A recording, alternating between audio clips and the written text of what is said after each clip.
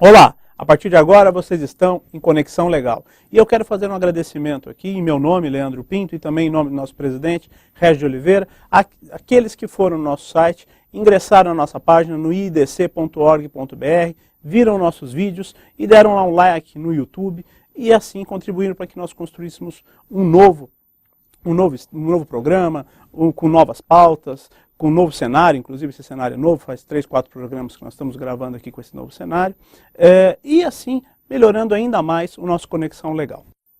O livro de hoje é do professor Amaury Mascaro Nascimento e da professora Sônia Mascaro Nascimento.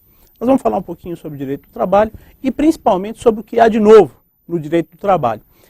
Essa edição, inclusive, que vocês aí de casa vão concorrer, desde que ingressem lá no nosso site, no idc.org.br, ou pela nossa página no Facebook, ou pelo Twitter, é uma edição que acabou de sair do forno, 2014. Todas as inovações de 2013 e as coisas novas do direito do trabalho estão aqui.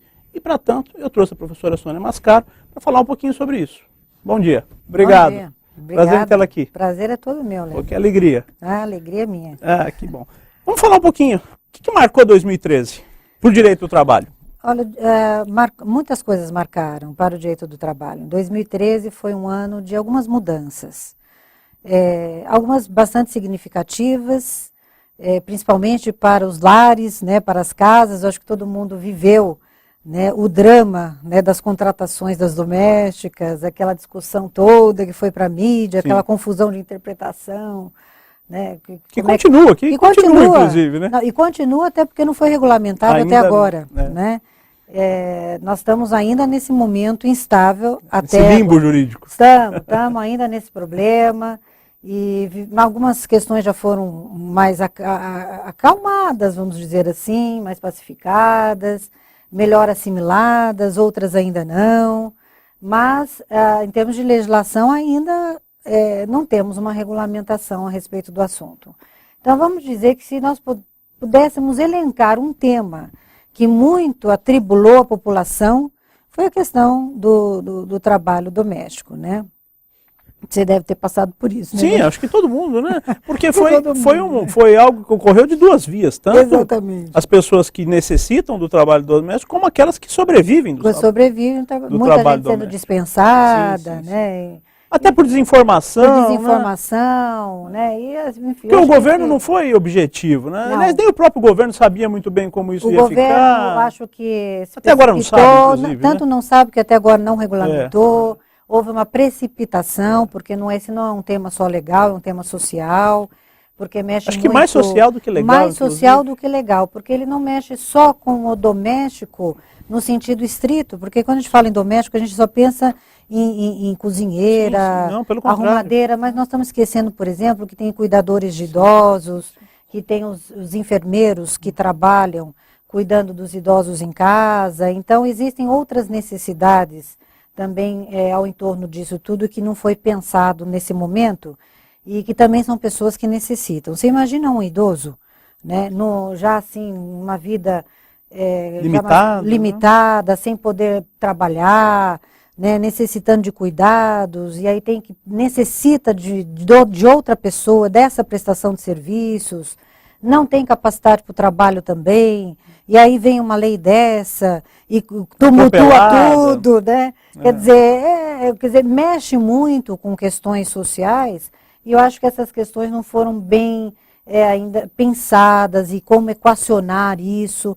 Não houve exceções a regras, que toda regra geral tem que ter exceção. A parte cultural, por exemplo, se for para a Itália, lá na Itália não tem empregada doméstica, né? A hora de uma prestadora de serviço de residência, vamos dizer assim, que lá só tem horista na Itália, né? E a hora dela lá é 8 euros por hora, 10 euros, né? Então elas trabalham por hora lá. Não existe empregada doméstica na Itália. É uma outra realidade, né? Então lá, inclusive eu lembro até quando eu fui para lá, e eu fui jantar na casa de uns colegas, né? E um jantar assim, bem arrumado, com pessoas de alto padrão e tudo, né? Então você imagina se fosse no modelo brasileiro aqui, que teriam pessoas cozinhando, né? Servindo aquela coisa, várias pessoas, uma mesa bem posta. mas não a própria dona da casa servindo a mesa, colocando o prato, tirando a mesa e tudo mais, porque não tinha realmente uma empregada doméstica. A mentalidade é outra, né? Então é outra mentalidade, então, exatamente, e na maior naturalidade. Então não existe essa cultura em países fora do Brasil, né? Sim. Então aqui já não é assim, aqui a gente já pensa em contratar alguém para ajudar e aquela coisa toda, quer dizer, esse choque também tem que dar um tempo, né, para que a gente assimile toda essa situação. Porque a própria relação entre o empregador e o empregado doméstico é uma relação diferente do que uma relação de um empregado de forma geral do setor privado. Você tem uma relação dessas pessoas muito próximas a vocês, elas são praticamente membros da família, né? Exatamente. Mas olha, eu quero falar também sobre outros assuntos. Sim. Mas infelizmente esse bloco terminou. Nós vamos para um rápido intervalo e já voltamos. Okay. Você aí de casa, não se esqueça. Iniciação ao Direito do Trabalho, professora Mauri Mascaro, professora Sônia Mascaro. Se você quiser concorrer a esse livro, ingresse aí no nosso site, idc.org.br, pela nossa página no Facebook, que está aparecendo aqui, ou pelo nosso Twitter. Até o próximo bloco, em Conexão Legal.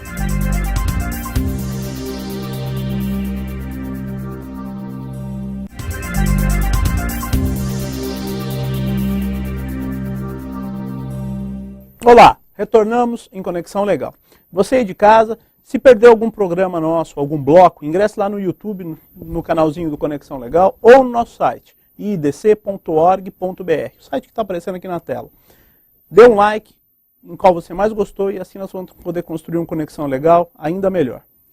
Para você aí de casa que estava esperando o livro da semana, ele é o Iniciação ao Direito do Trabalho, professora Mauri Mascaro, professora Sônia Mascaro são os autores. Esse livro pode ser seu. Desde que você ingresse no nosso site, faça o seu cadastro e concorra ao sorteio do livro da semana. Professora Sônia, nós falamos no bloco anterior a respeito da hecatombe que tomou conta dos lares brasileiros com essa relação tão tumultuada aí, que foi das novas regras do empregado doméstico. Mas 2003 não foi marcado só por isso, nós tivemos outras inovações na Justiça do Trabalho. Sim. O que mais que a gente pode falar um pouquinho que marcou também essa relação de direito do trabalho no Brasil? Olha, muito interessante também, Leandro, a questão da maternidade, né? Isso me faz lembrar muito o direito francês, porque lá no direito francês já existe uma igualdade entre a mãe e o pai com relação aos direitos da maternidade, né? Ou seja, a licença maternidade da mãe e do pai no direito francês são equiparadas, alternativamente, mas equiparadas. No Brasil, até então, não se falava em equiparação à licença maternidade em qualquer hipótese, né? Nem para licença... Não se admitia nem a teoria. Nem a teoria, né? Ou seja, a licença maternidade era um direito único, exclusivamente da mãe e ponto final, de 120 dias e ponto final, né? Coisa que fora do Brasil já não se pensava mais nisso. Mas em 2013 nós tivemos aí uma boa surpresa, né? Porque nós temos uma lei já aprovada e que já está em vigor. Não é que ela não é mais projeto de lei. É lei real, já está inclusive no iniciação, esta lei. E esta lei estende o direito à licença maternidade na adoção. Tem que deixar muito claro. Na adoção, não é para pais biológicos. Apenas para os pais que adotem filhos ou que tenham uma guarda judicial provisória. Mais interessante que essa lei fala em pais. Essa guarda também? A lei alcançou a guarda? Alcançou a guarda. Porque a guarda, pelo ECA, tem dois tipos, né? Você tem a guarda e você tem a adoção, definitivamente, que se dá depois. Isso. Não, as duas coisas, a guarda e a adoção. Os pais, mãe ou pai. Olha que interessante. Nunca no direito brasileiro teve isso. Isso sempre foi um direito só da mãe. Sim. Né? E agora, na adoção ou na guarda, tanto o pai quanto a mãe, um ou outro, não os dois concomitantemente, mas alternativamente, um ou outro, tem direito à licença maternidade de 120 dias. Quer dizer, a licença foi ampliada, porque a licença adoção não era de 120 dias, ela foi ampliada para 120 dias, equiparando a licença adoção igual à da mãe biológica, primeira mudança. Segunda mudança, o prazo da licença, a pessoa que tem direito à licença é tanto a mãe adotiva quanto o pai adotivo. Alternativamente, é um ou outro. Né? E no caso de falecimento de um dos dois, o que ficar, o sobrevivente assume o direito a essa licença até o seu período final. Né? E a lei abarca também a questão em casos de casamento de pessoas do mesmo sexo? Não.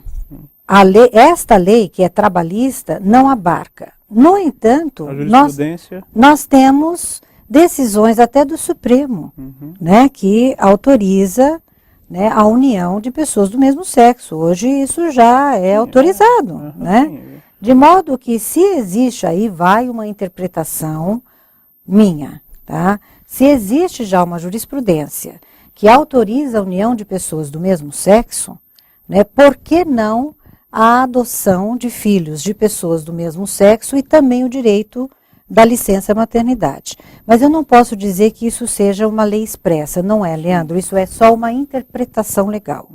Uma interpretação que eu concordo. Eu compartilho dessa interpretação. Mas eu não posso dizer que é uma interpretação que já é unânime, pacífica, que todos vão pensar dessa forma. Não. Tá? Eu penso dessa forma, no livro é colocado dessa forma, não só na iniciação, mas especialmente o próximo livro que está para sair também, e nós vamos voltar aqui para falar com ele. Já é minha convidada. Né, que é o curso de Direito do Trabalho também, né, que é um livro mais amplo ainda, mais profundo, e nós vamos colocar todas essas teorias, e eu concordo realmente, né, com a licença mãe, pais, ou seja, licença adoção, no caso de união homoafetiva, eu concordo com 120 dias também nessa hipótese, mas a lei não é expressa nesse sentido, ela fala em paz. Paz em paz. Então, para mim... Ela fala em paz também? Fala em paz, ela não estabeleceu gênero? Não falou gênero, como a lei não estabeleceu gênero. E nós temos uma jurisprudência. Já se torna válida, que admite o ato? Já a união homoafetiva, eu não tenho por que não concluir que também se estende a essa situação. Tá? Mas eu não vou dizer que possa ser quem não concorde com isso. Lógico. Tá? Então, também, eu acho que essa é a grande novidade, eu acho que essa é uma novidade muito importante para o direito do trabalho brasileiro, porque isso vai de encontro ao que está acontecendo no direito europeu, o que está acontecendo aí fora, não só uma novidade, mas uma modernidade. Né? E as convenções da OIT? Convenções da OIT também, nós incluímos novas convenções da OIT, né, nos livros que estão sendo atualizados, as que saíram o ano passado. Né, o livro do professor Amaury sempre teve esse viés. O viés de colocar as convenções da OIT, um viés sempre de informar o que acontece no direito comparado, no direito internacional, de modo que o livro dele sempre teve esse método de exposição. E esse método de exposição, ele é mantido e continuará sempre sendo mantido, né? Então, sempre atualizando nesse sentido. Né? Tem a convenção da doméstica, voltando à doméstica, saiu uma convenção da OIT sobre doméstica que foi aprovada também o ano passado. Né? Sim. Então, porque o Brasil, já existia um anterior, né? Que o Brasil era signatário, mas não cumpria. Entre aspas. E daí... Não foi ratificado pelo Brasil. Foi ratificado. Mas é uma convenção que ela acabou entrando em vigor, ela existia, mas ela não entrou em vigor sob o aspecto internacional. Ela entrou em vigor o ano passado. Porque tem um número mínimo de ratificações, ela não alcançava o número mínimo. Ela não alcançava. Ela alcançou esse número mínimo e entrou em vigor o ano passado, em setembro do ano passado. Então, sob o aspecto internacional, ela está em vigor. Mas o Brasil ainda não a ratificou. Né? Então, também nós temos essa convenção internacional, que entrou em vigor, que é a novidade de convenção internacional, mas temos outros temas também, de novidades. Né? Nós temos uma questão interessante também, que é a questão da contratação de trabalhadores estrangeiros. Doutora, infelizmente o nosso segundo bloco terminou, mas esse assunto é essencial, vamos tratá-lo no terceiro e último bloco. Contratação, então você aí de casa, o último bloco vai ser sobre contratação de trabalhadores estrangeiros. Não perca tempo. Ingresse lá no nosso site, no idc.org.br, para concorrer ao livro que acabou de sair da editora, olha, 2014, 39ª edição, tudo de novo no Direito do Trabalho em 2013. idc.org.br. Até o próximo bloco, em Conexão Legal.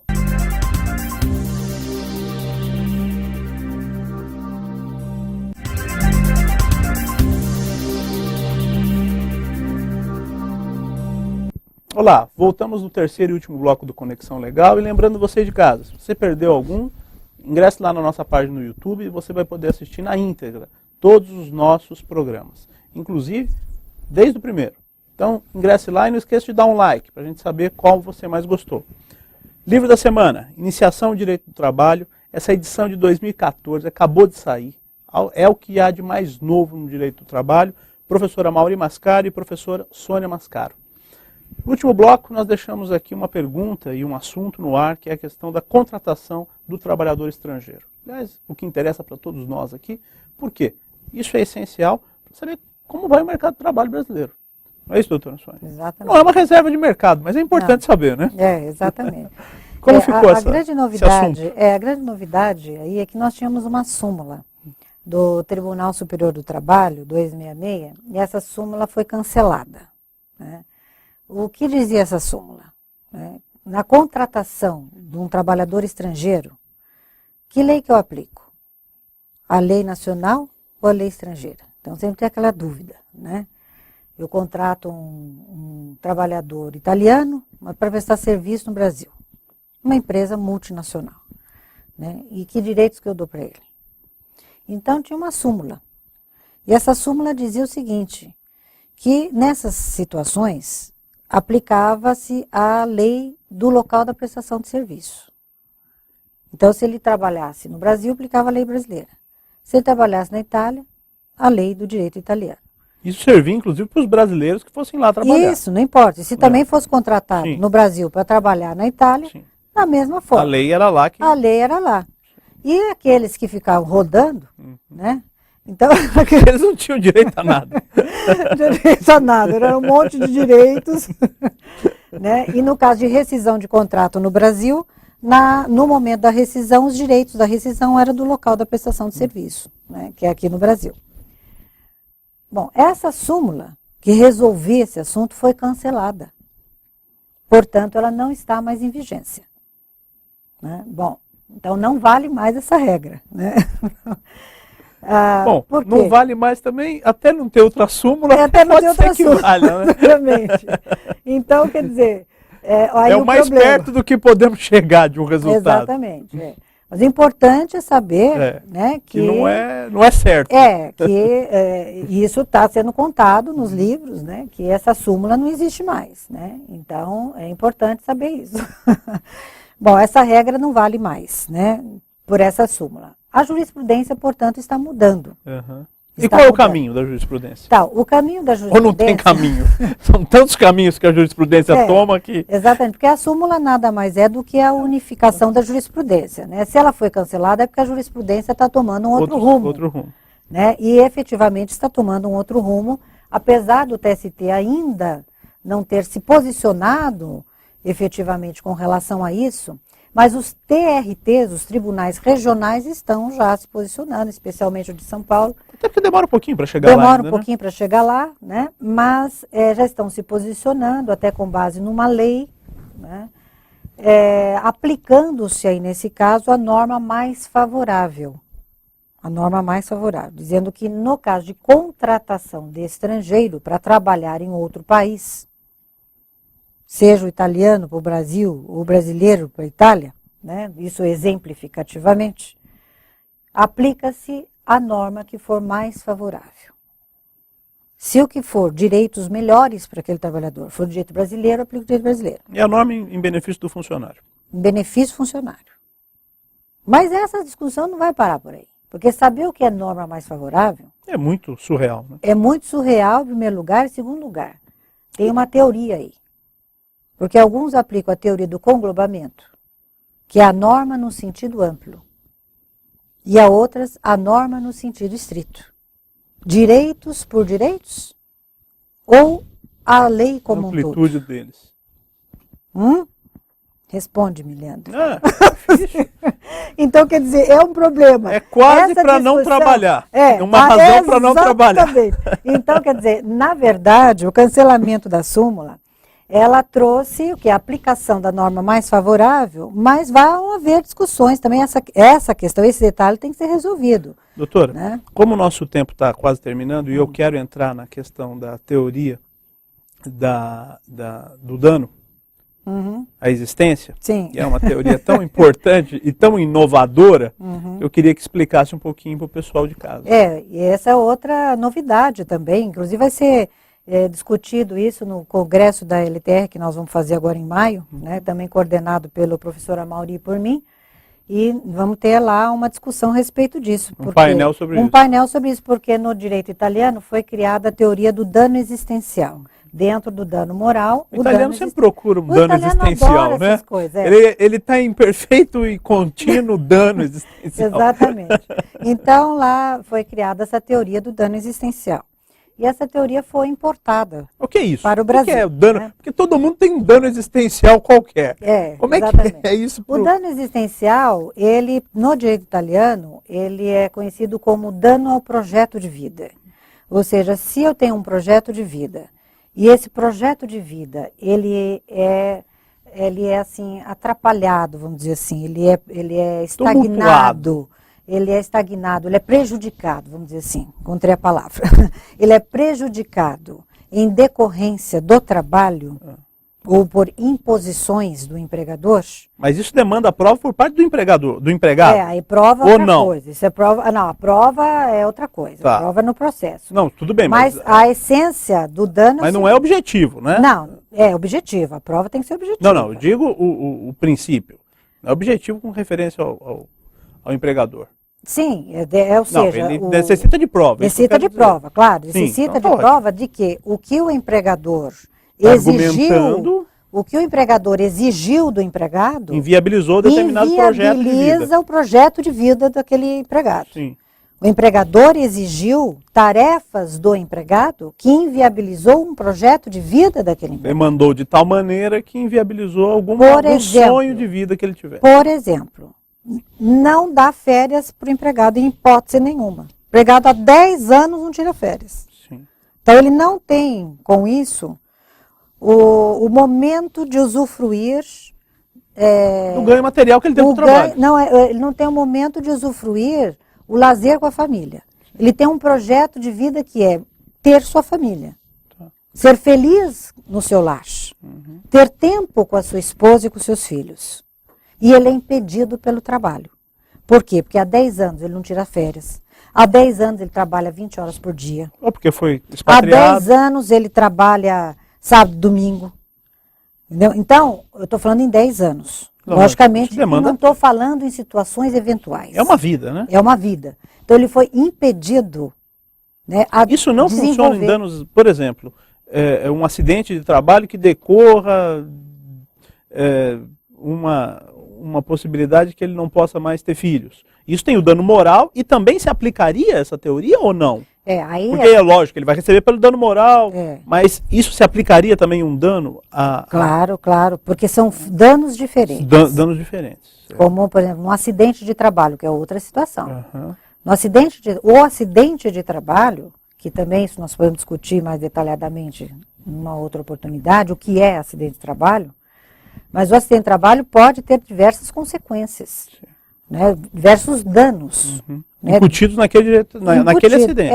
Embutido ali. E vão ser alvo, cada qual, de uma indenização. Lógico, tem o dano moral, tem o dano estético, tem vários. E dentro do dano moral, existem várias vertentes. O dano existencial é um deles. O dano existencial é um deles. Certo. Mas não é só esse. Não é só esse. Não Doutora, é só esse. Eu quero agradecer muito sua presença. Eu que agradeço. Maravilhosa a sua aula. Infelizmente o nosso tempo é escasso, são só 30 minutos. Sei. Mas no nosso próximo programa nós temos a ideia de fazer um de 1 hora, para poder tratar e esmiuçar ainda melhor esses assuntos.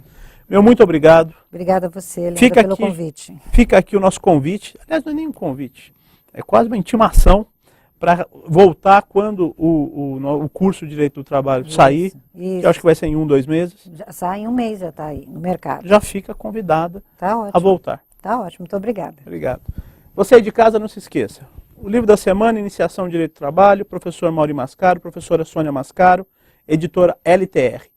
Está aparecendo no vídeo aqui o contato da doutora Sônia Mascaro. Se você precisar de qualquer coisa, pode mandar um e-mail para o soniamascaro.com.br ou para o amaurimascaro.com.br. Entra lá no site, lá vai ter o contato e vocês vão ter acesso a todos os livros, as obras dos dois professores. São maravilhosos, são os maiores doutrinadores de direito do trabalho que eu considero hoje no Brasil.